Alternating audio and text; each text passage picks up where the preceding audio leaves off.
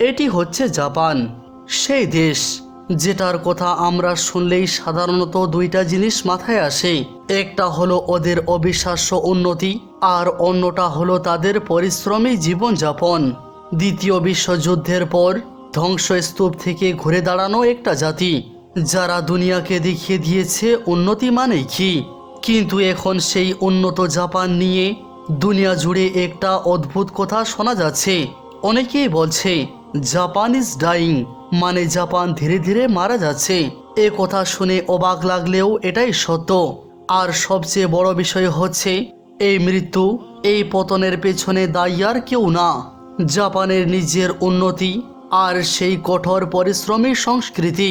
দ্বিতীয় বিশ্বযুদ্ধের পর জাপানিরা এমন এক ওয়ার্ক কালচার তৈরি করেছিল যেখানে মানুষ দিনে 10 থেকে 12 ঘন্টা অবিরাম কাজ করে। ছুটি মানে অনেকের জীবনেই নেই। এর প্রভাব পড়েছে ব্যক্তিগত জীবনে। মানুষ এখন বিয়ে করতেই চায় না, আর করলেও সন্তান নিতে চায় না। এই কারণে জাপানে এখন বিশ্বের সবচেয়ে দ্রুত জনসংখ্যা হ্রাস পাচ্ছে। মানুষ কাজ করতে করতে ক্লান্ত, একা, বিষণ্ণ। তারা পরিবার গঠন করছে না, বরং নিজের ভেতরে ডুবে যাচ্ছে, কারোর সঙ্গে মিশতে চায় না। ফলে হতাশা থেকে আত্মহত্যার হার ক্রমাগত বাড়ছে।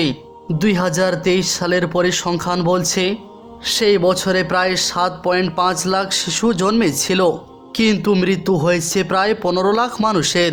মানে জন্মের তুলনায় মৃত্যু হচ্ছে দ্বিগুণ।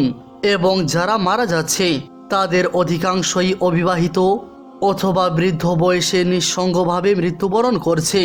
এই কারণে আজ জাপানকে অনেকেই বলছে বৃদ্ধদের দেশ। কারণ এখন জাপানে 30%-এরও বেশি জনসংখ্যা 65 বছরের উপরে, এবং তাদের একটা বড় অংশ 75 বছরের ঊর্ধ্বেও রয়েছে।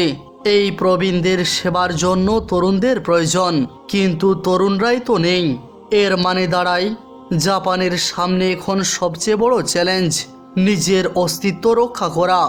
উন্নতির দৌড়ে তারা হয়তো অনেক কিছুই জিতেছে, কিন্তু হারিয়েছে সমাজের ভারসাম্য ও ভবিষ্যৎ প্রজন্ম।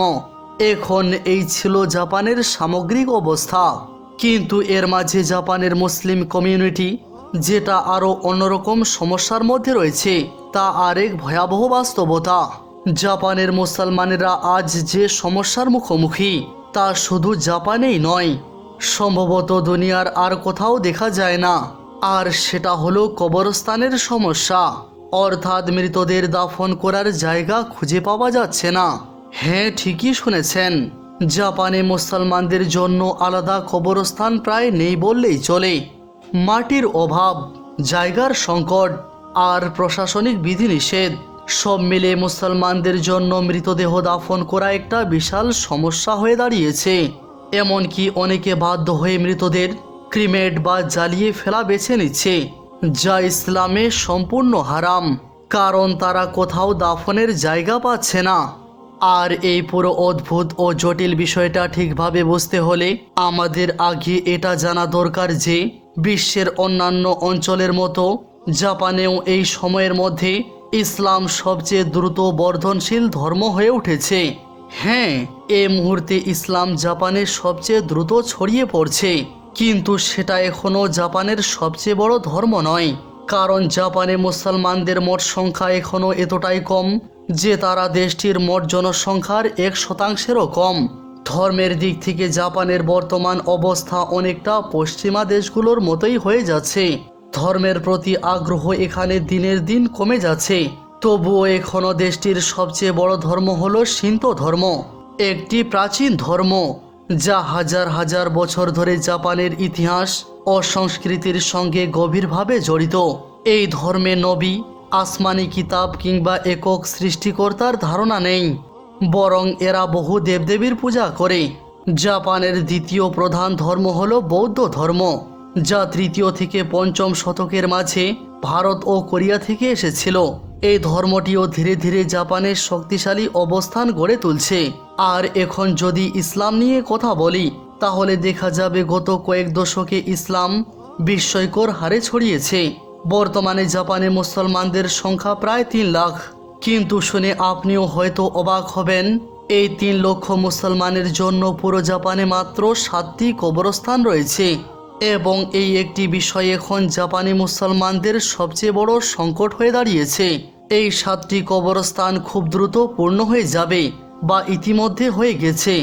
ফলে আজ জাপানের মুসলমানদের আপনজনদের দাফন করাই হয়ে উঠেছে কঠিন সংগ্রাম।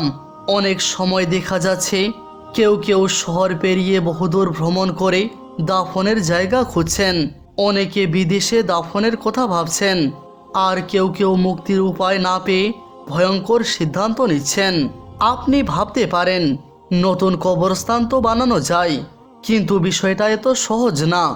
জাপানে মুসলমানেরা বহু বছর ধরে চেষ্টা করেছে, তবুও এখনও নতুন কবরস্থান বানাতে পারছে না। এর পেছনে অনেক কারণ আছে। প্রথমত, জাপানের 99% মানুষ মৃতদেহ দাহ করে, কারণ শিন্তো ও বৌদ্ধ ধর্ম 2 ধর্মেই দাহ করাকে পবিত্র মনে করা হয়। এমনকি জাপানের 99% মানুষ বিশ্বাস করে বাকি 1% লোকও যেন মৃতদেহ দাহ করে, দাফন না করে।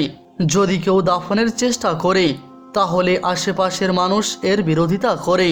তাদের ভয় দাফনের ফলে সংক্রমণ বা রোগ ছড়াতে পারে, যদিও এটা আরেকটা ভুল ধারণা।